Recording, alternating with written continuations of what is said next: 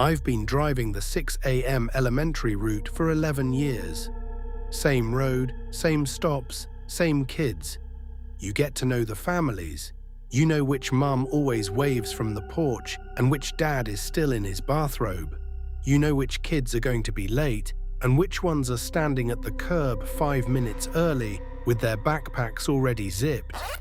So when I called in sick that Tuesday in March, I didn't think much of it.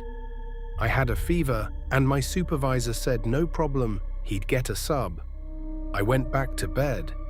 I found out what happened from one of the parents. Her name was Bev, and she called the depot the next morning asking to speak to me specifically. My supervisor patched her through because he didn't know what to say. She told me that a bus had shown up at her house at 6:47 a.m., 13 minutes early. A man in a driver's uniform knocked on her door and told her he was the substitute. He said he was running ahead of schedule and could wait a few minutes if her daughter wasn't ready. She said something felt off. She couldn't say exactly what. He was polite. The uniform looked right. The bus looked right.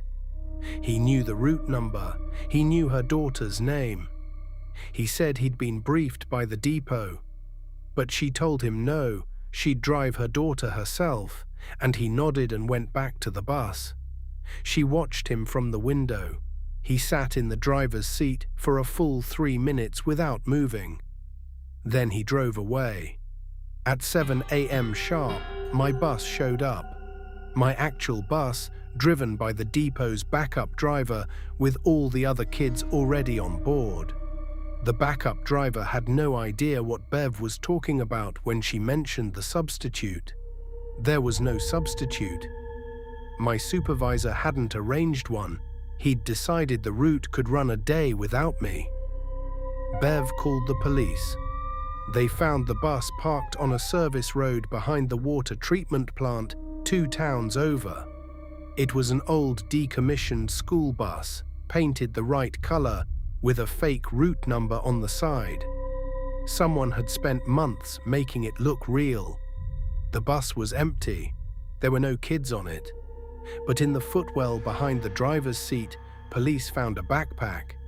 Inside it were zip ties, a roll of duct tape, a child's sneaker in a size 2, and a laminated sheet of paper with 8 names on it. 8 names. All girls. All on my route, listed in the order of their stops. My daughter's name was 3rd on the list. The man they called Ray, a name that came from a partial print matched to a prior arrest in another state, was never caught. The uniform was purchased online. The bus had been bought at a county auction 18 months earlier, paid for in cash. He had known the route, the stop times, and the names of the children. He had been watching us for a long time. I still drive the same route. I know that sounds strange, but I figure if I stop, he wins something. Last year, one of the other parents on the route told me she'd seen a car parked at the end of her street 2 mornings in a row, just sitting there with the engine running. She didn't think much of it at the time. I thought about it for a long time after she said that. I just never call in sick anymore.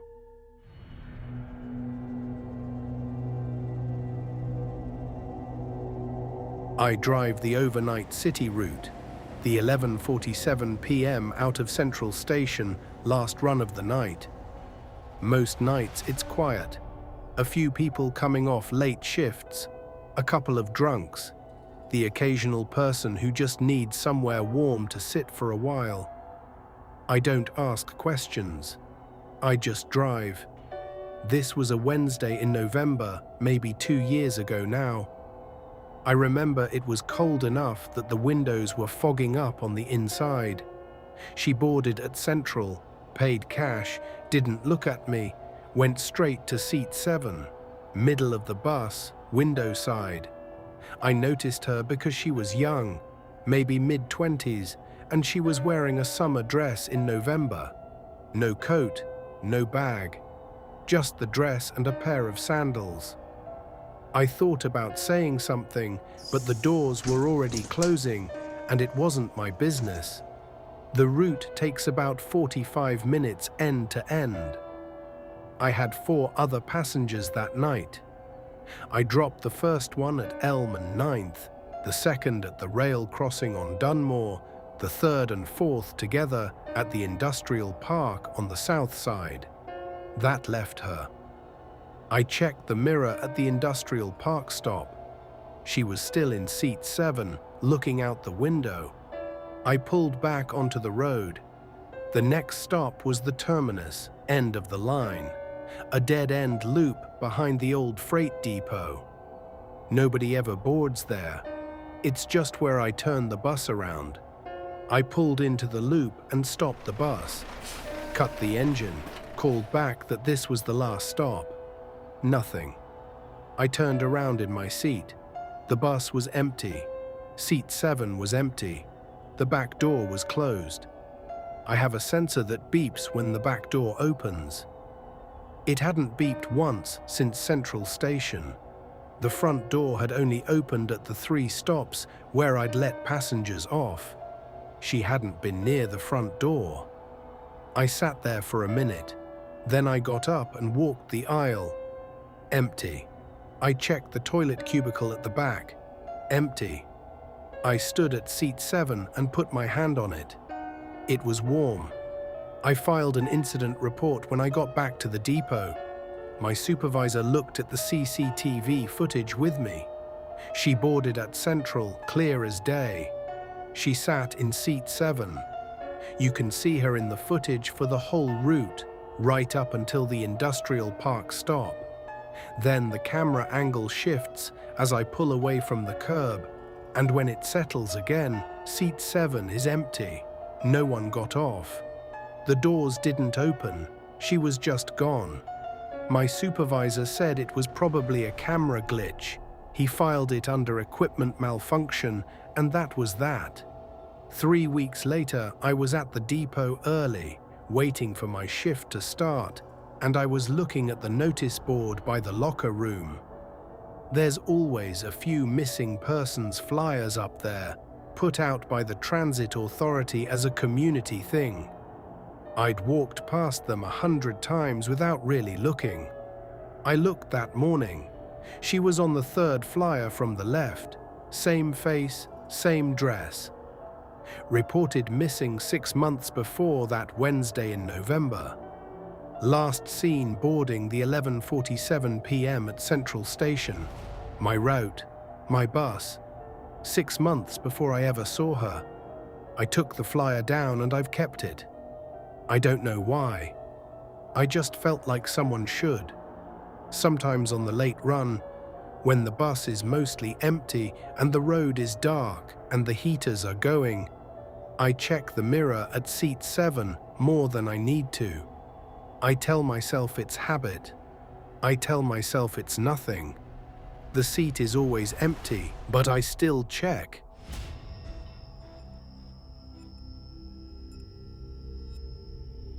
I want to be clear that I am not a superstitious person. I drove the overnight Greyhound route between 2 mid-sized cities for 9 years. You see a lot of strange things on that job. People in crisis, people running from something, people who haven't slept in days. You learn to read the bus the way a bartender reads a room. You develop instincts.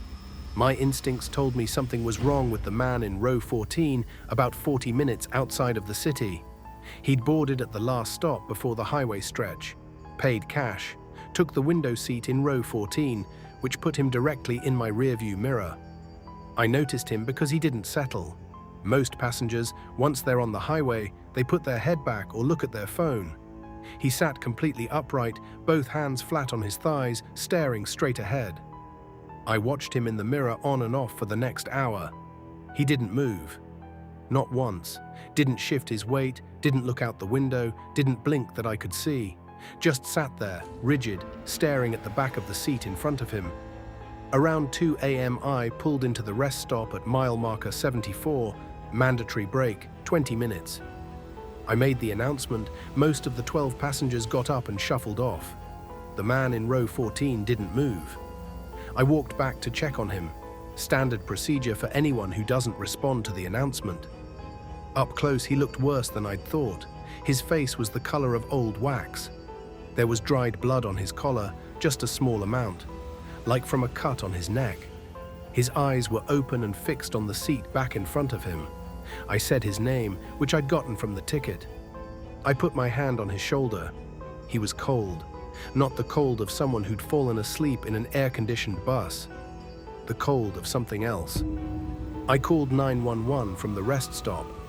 Paramedics arrived in 11 minutes. The lead paramedic looked at him for about 30 seconds and then looked at me and said, very quietly, that this man had been dead for at least 3 hours. 3 hours. He'd boarded the bus 2 hours and 20 minutes ago. The police interviewed every passenger. Nobody remembered seeing him board. The ticket agent at the last stop had no memory of selling him a ticket, and the security camera at the booth showed no one matching his description purchasing one. His name, the name on the ticket, came back to a man who had died in 1987. The cash in the ticket machine was real. The ticket was real. The seat was real. He had been sitting in it, upright, for 2 hours and 20 minutes, with his hands flat on his thighs. Desmond, the detective who caught the case, called me 6 weeks later. He'd found a match for the man's fingerprints, a missing person from a town about 90 miles east of where the bus had started. He'd been reported missing by his family 4 days before I found him. Cause of death, when the autopsy came back, was a heart attack. Estimated time of death was consistent with the paramedic's assessment. He had died 4 days before he boarded my bus. Desmond told me not to repeat that. He said there was probably a clerical error somewhere, a timestamp that got entered wrong, something mundane. He said these things happen. I said okay. I quit the job 2 weeks later. Not because I was scared exactly, more because I kept thinking about the 40 minutes between when he boarded and when I first noticed something was wrong.